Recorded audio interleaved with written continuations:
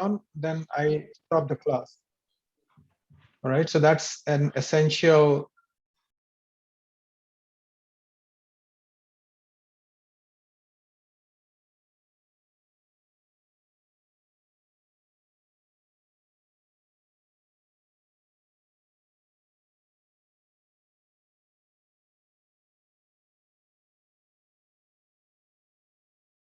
Sorry, I got disconnected, but I would request all of you to switch your videos on. If you can't switch your videos on, then we might terminate the class as it is. There is a small number.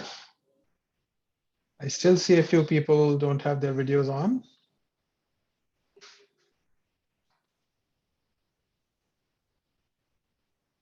You have to keep your videos on for the entire duration of the class. I think that there are 3 people, Dr. Ashim, Dr. Atul, and Dr. Byakuka, and Dr. Aditya Vora, who don't have their videos on. So I'm going to wait for another 30 seconds, and then Puneet, I'll ask you to kick them out of the class. But who's going to present today? So it was Dr. K told us a model case presentation, and you will give the basic guidelines how to go about a case presentation. How to go about a case presentation. Yes. All right, so that's a rather, I think, doing that in theory, it doesn't make sense. It should always be done in practice. So it would have been better to do it with someone presenting a live case. Okay, sir. But what I think we can do is to take this time to really give you the opportunity to ask questions that you might have with regard to case presentations or interpretation of cases or making your diagnosis, how to present your diagnosis, and so on and so forth. If those are the questions that you have had during your training and you just wanted to ask. But once again, I'm going to repeat, please turn your videos on. If your videos are off, I can't do this class because I don't like talking to black boxes. So who's wanting to go ahead? And please no talking on the phone while you are on the Zoom call. That's one of the reasons I ask people to keep. So Nephro Bangalore, please take your phone, switch your phone off. Please switch your phone off. I can see someone talking on the phone.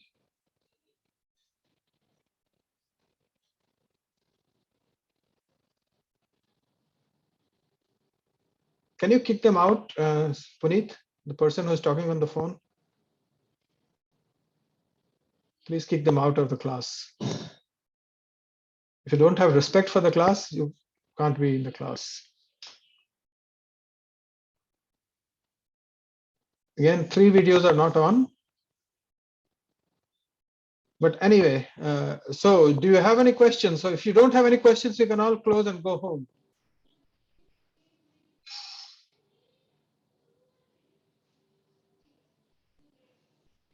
No questions from anyone?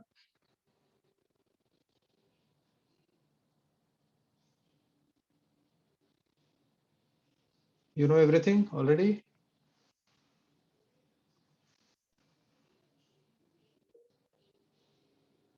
No questions? So somebody has raised a hand, sir. Dr. Yeah. Aridhan Biswas, please. All right, Dr. Biswas, you are the brave one. So go ahead. Sir, in the case presentation, I would like to know, many a times we are given, mostly we are given a case, those who are admitted in the ward, they have a raised creatinine, they have deranged kidney function, and at times patient straight away complains that I have a raised creatinine, that is why I came to the hospital.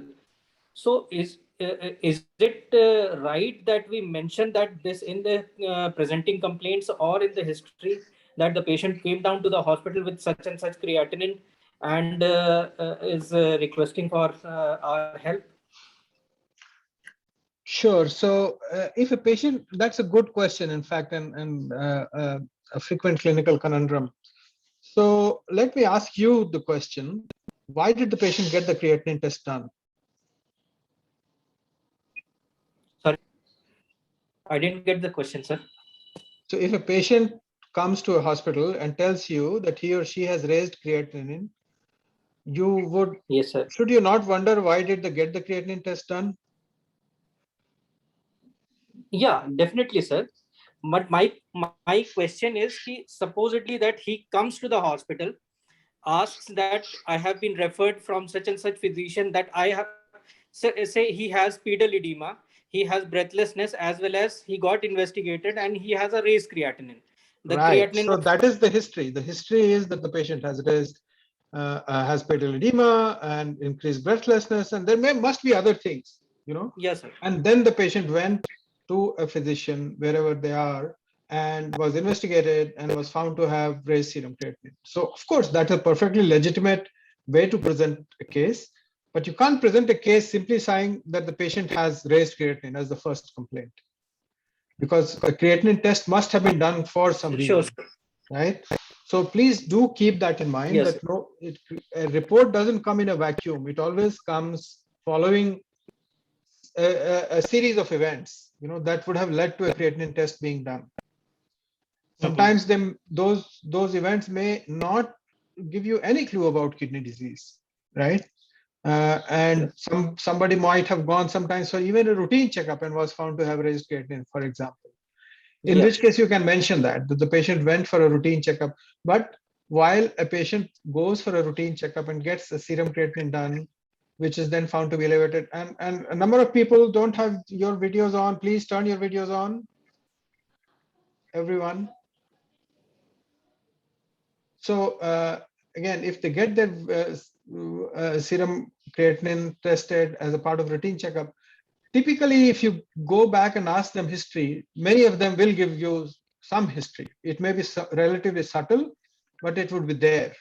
But it is fair to say that the patient, for the first time, realized that they had something wrong when they got their serum creatinine test done as a part of routine checkup. However, on asking, the patient gives history of this, that, or the other. All right. So it shouldn't appear that you have made no attempt to find out what is happening to the patient. Okay, sir. All right. Sir. Puneet, can you call these people who don't have their videos on and ask them to switch their videos on? Okay, sir. Any other? Yes, Soumya Gupta. Good evening, sir. Good Sir, I evening. want to ask, sir, we had a case presentation. My colleague had presented it. The patient was a known case of diabetes, and for like 10, 15 years, and she had been under regular follow-up from other doctors, and she had a baseline creatinine of around 1, 1.1, 1.2. But now, at this time when she presented to us, it was because of increased proteinuria, which has, with her baseline proteinuria was about 2 grams, and it has now gone up to about 10 grams proteinuria, and patient as such had no symptoms. She had occasional pedal edema and occasional facial puffiness, and on asking leading questions she told us about proteinuria, but it was not her main complaint. She had just presented to us for increase in the proteinuria, for which the nephrologist asked her for the renal But biopsy. you did say that the patient gave occasional history of pedal edema, occasional Yes, history sir, of that was other on things. leading questions, sir. No, But the exactly. main So, doctor, right. So that again goes back to the same point, that the patient is a known diabetic. The patient was, in fact, this is a good patient who was on regular follow-up, was getting proteinuria tested, and yes, then sir. presented with increasing proteinuria from Yes, 2 grams to 10 grams or whatever. And then on specific questioning, gave history of this, that, or the other, right? One thing I would want to caution you against is giving too much importance to the history of proteinuria, okay? Proteinuria is a very, very what is the, let me ask you guys this question. What is the commonest cause of seeing froth in a toilet bowl? So it is So the soap, sir, that is there, And sir. why does that happen? So because of the surface, Because of the surface. So don't make a big deal of proteinuria, because you will find proteinuria if you go to the toilet. Everyone will find proteinuria. Just because the patient has proteinuria, you now are trying to get this word out of their mouth, you know, that whether there was proteinuria or not. so but So what should we write as a chief complaint in such a case? Suppose I'm So if there presenting. is no the chief complaint in this case is that the patient came to you with progressively increasing proteinuria, right? They only had minor symptoms which were elicited on direct questioning, and those minor symptoms were increasing swelling. So the patient did not complain of frothuria. You're forcing them to kind of admit that they had frothuria. All right. So don't try to I think you can mention it. There is no harm in mentioning it, but that never becomes the primary complaint. I always suspect a person who presents a case and the first symptom is frothuria, that the person doesn't know what they're talking about, because practically, only a very, very small minority of the patients will even be aware of frothuria as a main symptom. They will generally have other symptoms, just like you said. They will know that their creatinines are high or something or the other. Okay, so be honest in whatever you present. And the other thing which people do often, just because many of you who appear in DM examinations, you appear in this examination in your own hospital, so you know which patient you are going to get. And so in many instances, you even know the diagnosis. And then you start presenting detailed investigation history, which always raises suspicion in the minds of the examiner that this candidate already knows what is the case. All right. So please focus on clinical presentation, focus on history, focus on physical findings and patient's complaint. And also don't go around saying then the patient went to Dr. A, then the patient went to Dr. B. How does it matter where the patient went? That's really not important. You should focus on patient's clinical journey, not the patient's clinic journey, and that the patient went for clinic A to clinic B or from hospital A to hospital B. Thank you, sir. All right. Other questions?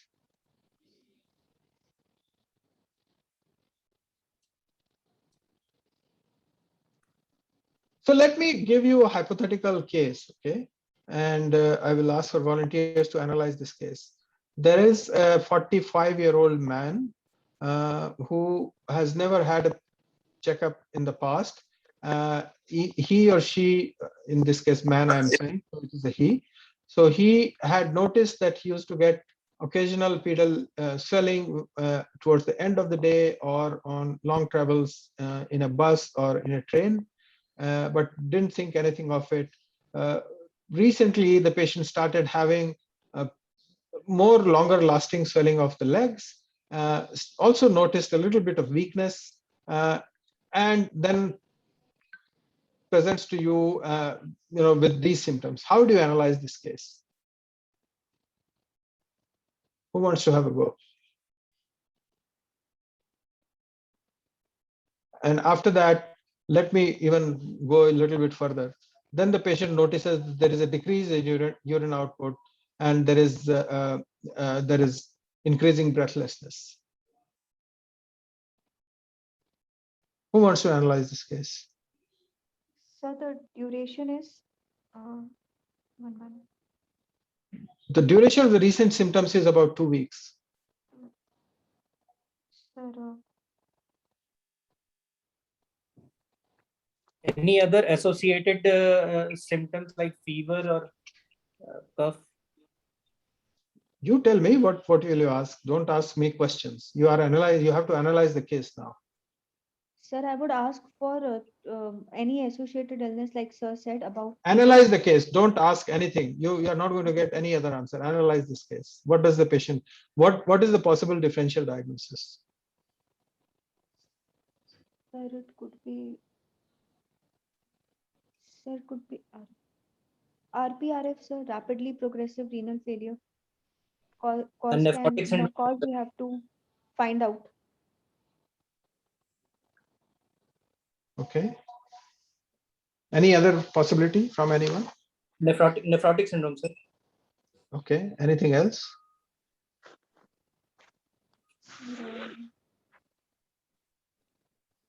Why are you saying? Why are you thinking this patient has kidney disease?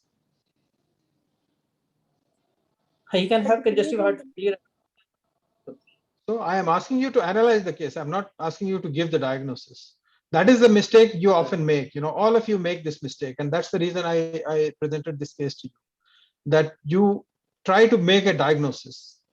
you have to analyze the case. You have to analyze the symptoms. You have to analyze after the symptoms, the clinical signs. And even when you are analyzing the symptoms and signs, you will have to continue to figure out in your own head. Please switch on your videos. I don't know what's wrong. Puneet, can you take them off? Bhyolina Bhora, Radhika Garg, Amit, Ashim Kumar Mahali. Please cancel their attendance. I'm happy to talk to 4 people if they can't switch on their videos.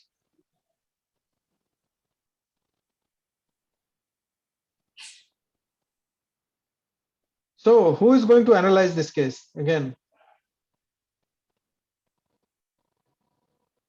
So what is the differential diagnosis of a patient who presents to you with off and on history of mild swellings and now has come to you with increasing swelling over last 1 week, some decrease in urine output and some breathlessness?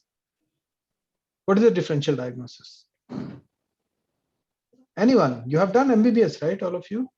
Sir, Yeah, go ahead. so the possibilities could be one. So as we said that one could be a renal cause, the other could be a cardiac cause, and then What cardiac cause? What do you mean cardiac cause? What type of cardiac illness? sir, sir, LV dysfunction, Edema, sir. breathlessness. What is the cardiac LV condition? That dysfunction, sir. Sir, congestive heart failure. Sir. heart failure. So this could be heart failure. Okay. Then what kind of kidney Sir, disease it can have? so it can be. So there can be two possibility. So there can be possibility of acute kidney injury, rapidly progressive renal failure, or the patient might be having underlying CKD, but now has aggravated. It could be acute on CKD, as the patient had not been tested So any time why do you before. say rapidly progressive renal failure? What is the definition of rapidly So progressive because the renal failure? history, so the history is only of 2 weeks, and we don't have any prior history of the or no complaints of the Yeah. patient. So it's So just what is the the entire renal? duration Where of is the. renal failure in this? So failure is the decreasing. So I will not go with. Someone else was interjecting. Sir, there is no inciting event for the rapidly progressive renal failure. To go with rapid progressive renal failure, I could rather go with So again, you have to have a differential. You have to keep a list of differential diagnosis. So you can say that this. So you should first start. Just hold on, hold on. Try to understand how to do this. So you should say that you should start with a higher level list of diagnosis, that the cause could be cardiac, it could be renal, or it could be even liver disease, for example, right? You can have it with liver disease. So, these are the 3 broad list of causes. In cardiac, it could be possibly cardiac failure. And in renal, it could be either an acute kidney injury of some sort, or it could be a rapidly progressive renal failure, or it could even be nephrotic syndrome with some acute kidney injury on top of it, all right, because there is a significant decrease in urine output and breathlessness, etc., right? And then you can say that less likely, because you only said breathlessness, you didn't say any jaundice or anything. Liver disease is much less likely, but you will still want to keep it in the list of differential diagnosis because you have got a very, very limited history, right? In this limited history, it is not possible to exclude liver disease. Sir. So when you have a small history, you should keep the list of differential diagnosis pretty broad, which you can then narrow down. If you start only with RPRF, that means you have forgotten everything else. And when you start taking detailed history, when you start doing physical examination, you'll find other things which might surprise you. All right. And for that, you have to be really, you have to have a wider horizon. Then let's say you go ahead and ask, and then this patient says that, look, I also had a history of some reddish urine, maybe 2 months back or 3 months back. Okay. So that gives you a clue that possibly this is more likely to be a kidney disease than a heart disease or liver disease, right? So that focuses you on the genitourinary system or kidneys as an organ. And so that this is how you proceed. And let's say, and I'm now going to jump ahead a little bit. Let's say you have then come to a diagnosis of some sort of kidney disease, and then you have to decide what kind of kidney disease it is. One is acute or chronic, right? Or acute on chronic. And then you have to also at the same time think what compartment of kidneys are being involved. Is it suggestive of a glomerular disease? Is it suggestive of a tubular interstitial disease? Is it suggestive of a vascular disease? Or is it a disease of the excretory system? You know, so that you have to always, any case you get, you immediately put these 4 boxes in your head. You know, glomerular, tubular interstitial, vascular, or excretory component. All right. And then you immediately, then you will know what next history to ask. You know, so what is the history that you will ask if you want to rule in or rule out a glomerular disease? You will ask history of edema. History of edema supports a diagnosis of glomerular disease. If there is history of hematuria, unless there is a urinary tract abnormality, it's going to go more in favor of glomerular disease. Tubular interstitial disease, generally much less symptomatic. And what kind of history you would ask when you want to rule in or rule out tubular interstitial disease? Prolonged history of drug intake. Yeah, history of some drug intake, because drug-induced causes are quite common for tubular interstitial compartment. Or sometimes you can have infections. So some kind of infections that can cause tubular interstitial disease like leptospirosis. So those illnesses will generally be obvious by the way they present. Okay. Then vascular disease. What is your line of questioning to rule in or rule out vascular disease, especially microvascular disease, because that is what is likely to be the case here, right? Yes, sir.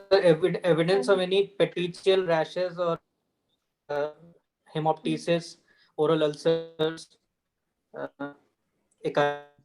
Oral cysts. ulcers, yeah, oral ulcers with is, yeah, petechial rashes, etc. is a good way of thinking about it. And so these are the kind, and an excretory system. How do you know if a patient presents to you with a history of reduced urine output? What in the history will give you a clue that this is an obstructive lesion or obstructive cause of reduced urine output? associated pain, Pain where? line in the flanks. Yeah, associated pain in the flanks, and it is very rare that you have bilateral causes to give rise to acute renal failure, but that is possible for sure. What else? And decreased flow of urine. Decrease if there are obvious obstructive voiding symptoms. All right. Yeah. And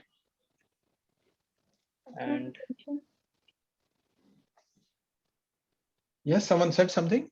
So acute retention. Yeah, if there is an acute sudden reduction, so then you strongly suspect obstructive cause. All right, sudden reduction in urine volume, especially if it is associated with pain or some other, for example, strong urge to pass urine, as might happen with the distended bladder and so on. And then finally, if there is a history of rapid fluctuation in urine output, that urine output suddenly goes up and suddenly goes down, because that is a feature of intermittent obstruction. All right. So those are the kind of things that make you suspect obstructive or collective system abnormalities. All right.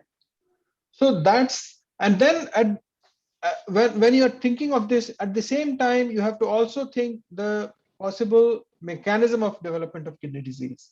So what is the nature of the kidney disease? One is the compartment that is involved, and second is the nature of kidney disease. So the nature of kidney disease could be, you will think of broadly in terms of inflammatory, non-inflammatory, right? So inflammatory kidney diseases are diseases that are associated with systemic symptoms. For example, fever, joint pain, skin rash, etc., petechiae, etc. Those are systemic, likely systemic conditions, systemic inflammatory conditions, right?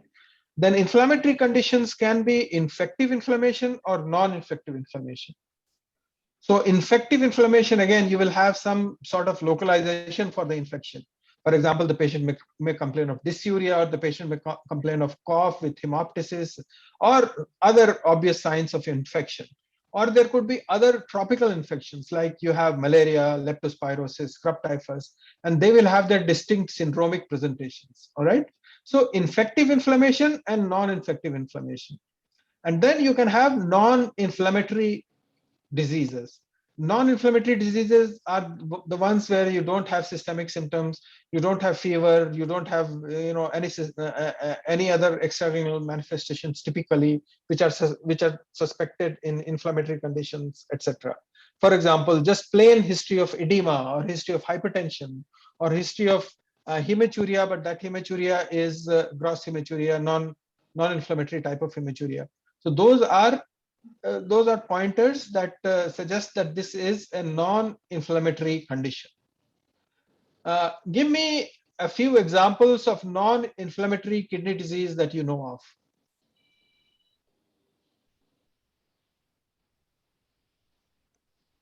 Anyone? So the typical is minimal change disease, or chronic interstitial nephritis. They could be non-inflammatory quite often. Membranous nephropathy, Alport syndrome. Those are features of non-inflammatory conditions.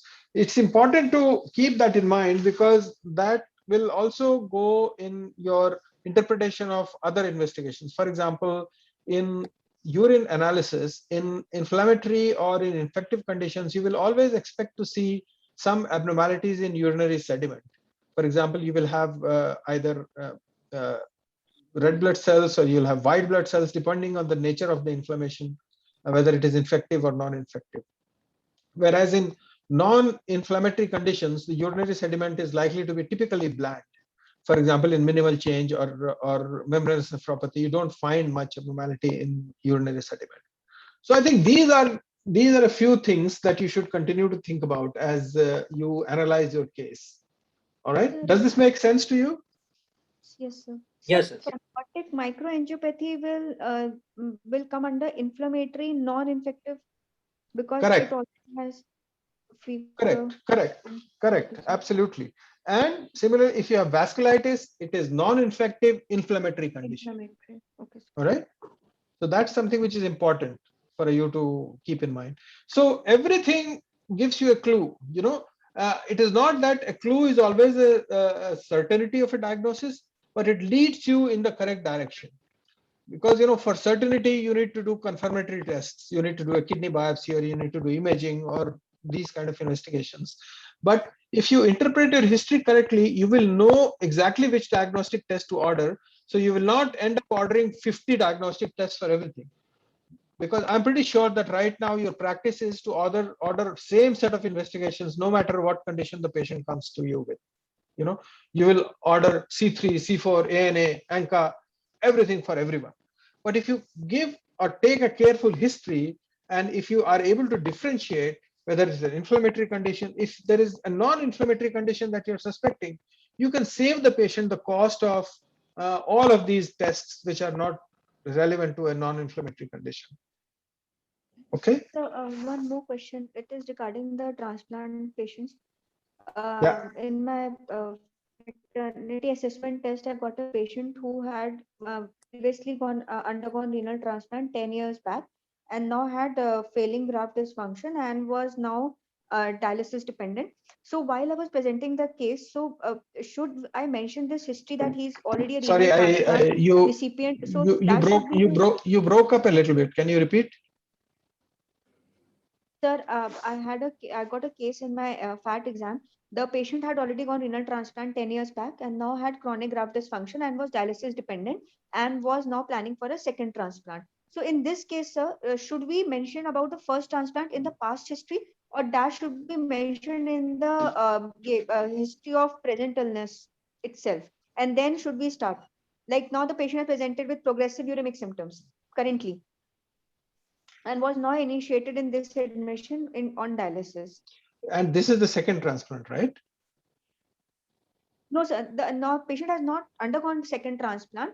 he has now come with the chronic graft dysfunction and is now initiated on hemodialysis and is now planning for second transplant. So Yeah, basically, in this admission, when I got the patient, so the history of present uremic illness symptoms. is whatever the patient currently presents with. You know, for example, if the This patient presents that with this, transplant. Okay, sir. yeah, so the patient presented with 10 days history of vomiting, reduced urine output, and so on. And then you present the case. This is a kidney transplant recipient. To start by saying this is a kidney transplant recipient who received a transplant in whenever, and now has presented. Yes, sir. You have to, it's very important that you give the context right in the beginning, right? So for example, if you have a diabetic who presents to you with some symptom, you give the history of presenting illness as the presenting symptoms, but when you start presenting the case, it's very important that you bring the fact that the patient is a known diabetic right up front, so that the person who is listening to you present the history immediately understands the context.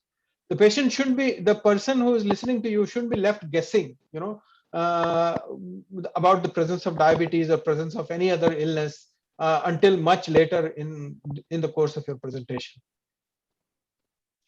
And a few other things that you can do to make your presentation even more clear, which is by saying whether the presentation is acute or subacute or chronic. You can say that this is a patient who presented with a 10-day history of progressive swelling in the legs and 3-day history of worsening breathlessness and 1-day history of reduced urine output. Then you can start by saying this is a kidney transplant recipient who has presented with a chronic illness with an acute deterioration. All right. So then they already know that possibly this patient has been developing chronic graft dysfunction for some time, which has now led to an acute presentation. Okay. All right. Or if a patient has presented, if you have a patient with diabetes who's presenting just with slowly progressive kidney disease, you can say that this patient, this is a known diabetic who has a chronic presentation. Or if you have a person who was completely well before that and presenting with an acute illness, you say this patient, because you see a 10 days history of edema and 3 days history of breathlessness can be present in acute disease, can be present in acute and chronic disease, and can also be a part of chronic disease also, right? So you should say that this was a previously completely well patient and has presented now with an acute illness. Okay, sir. So that gives the person who is hearing you a very good idea that you are able to interpret your case and analyze it already in a nice manner. Thank you, sir. Other questions?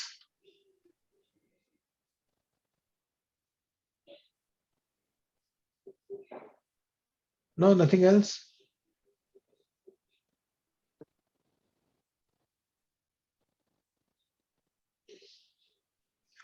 Then, okay, so then let me ask you a question. You will be asked, you have this patient, how will you investigate the patient? So how do you approach this approach to investigations? What is your approach to investigations? How do you answer this question? So the same question, same case that I presented to you earlier, a person who presented with off and on swelling of legs, etc., edema, and now breathlessness.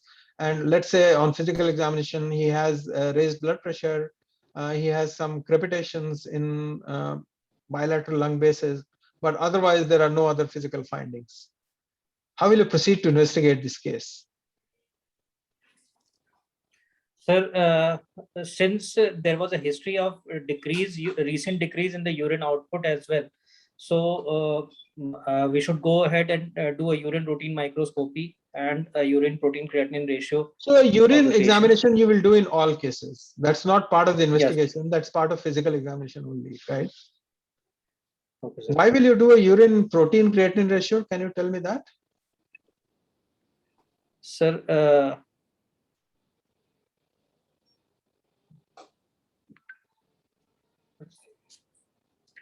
we can, because proteinuria is associated with chronicity of the disease. So if there is any chronic illness, because I'm asking you the question because this is the first investigation you have mentioned.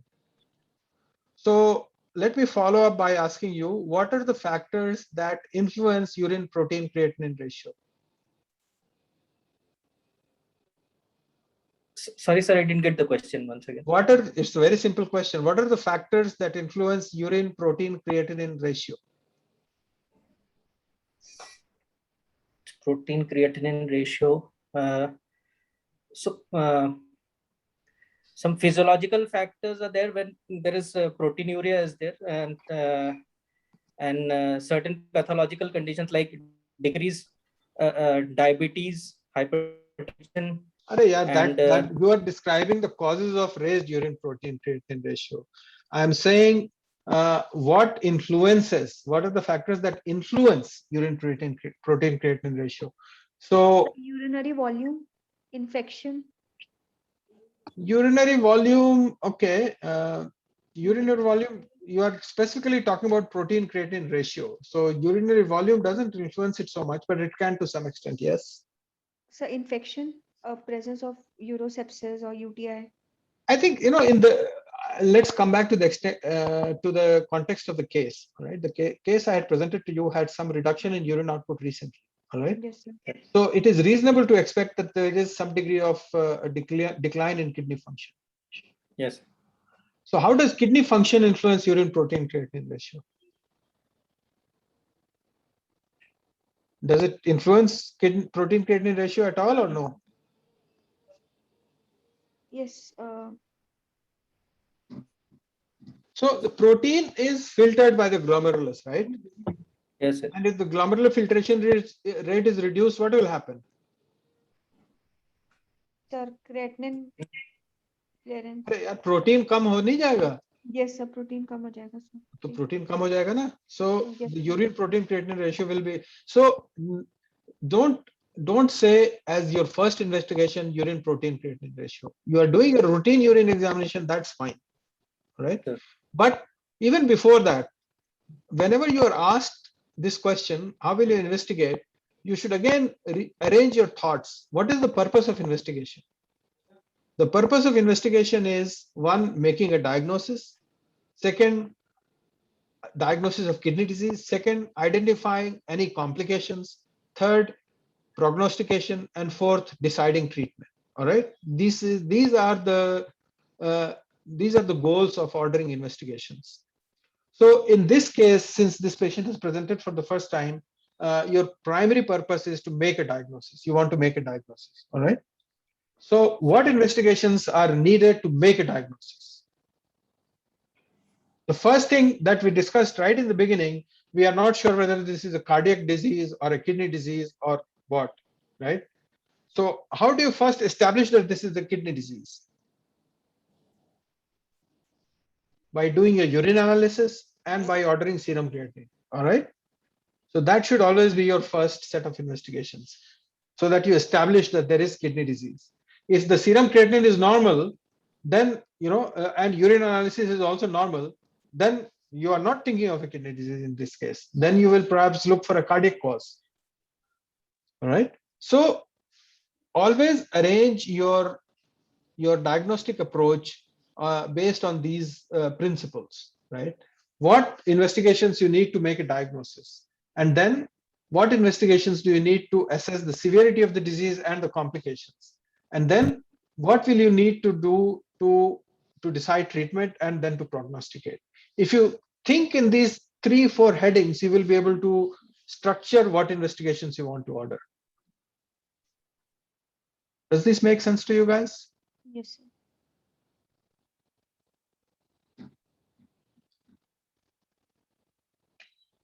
Anything else?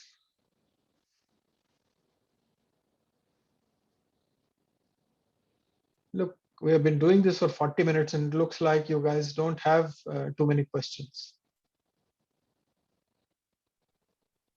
So if you don't have any other questions, then we might as well draw this class to a close. Any questions? Last chance.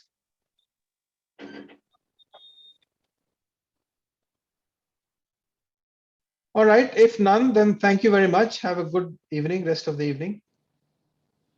Thank you, sir.